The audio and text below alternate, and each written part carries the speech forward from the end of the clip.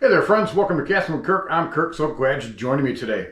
So a while back we did a video about swim jigs, and it was a video that discussed the basics, how to rig it, what to rig it with, what to throw it on, where and when to throw it. But what do you do when you've rigged it up? Say, standard way is a 1/4 ounce swim jig with a single curl-tail grub. What if they're just not hitting it, but I know they should be? Or if they're hitting it but just not hooking up? Well, today's video is going to be some tips on how we can adjust and catch some more bass with a swim jig. I was fishing with a gentleman in a boat. He was on the front, I was on the back, fishing the exact same type of structure. We were fishing weeds, we were throwing swim jigs.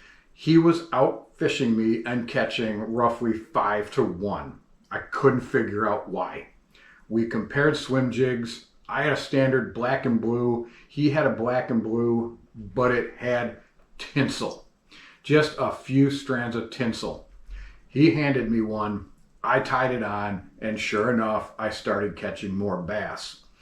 If you've got a swim jig that is just your standard color, but you want to add some tinsel to it, you can pick up little bags of tinsel at your, hobby store, or go to a fishing store and buy little packages. Get yourself just thin braided line and just tie a couple of strands on, and that can make a huge difference in catching fish. Another way is changing up the trailer that you're putting on there. Now, say you want to get that lure up just a little bit higher in the water column and it's just not working, say with that single tail grub. What you can do then is grab yourself a cross style bait. Those two flapping appendages will help to give that lure lift. And you can rig it 2 different ways to give it a different look. One way is just rig it like you normally would a cross style bait. And now it's going to give you that lift as it's swimming through the water. Those paddles are kicking this way, and it's giving you lift.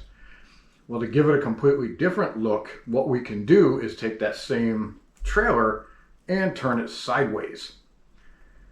Now when you rig it on, you've got those paddle tails kicking sideways.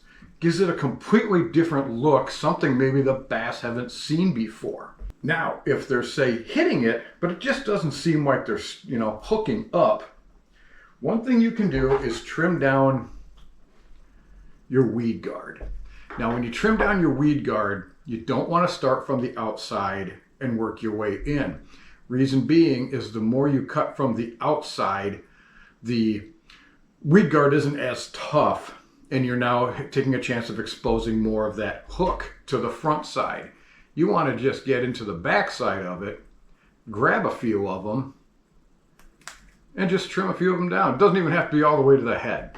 You're just wanting to make it a little bit easier for the bass to get up, grab it by the hook, and you can then get a hook set. You could even just leave like 3 or 4 strands of that weed guard, and as long as you're not in that heavy stuff, that can increase your hookup rate.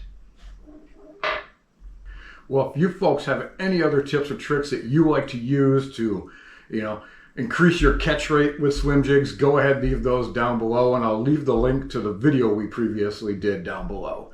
Well, I thank you folks for joining me today, and you folks have yourself a phenomenal day.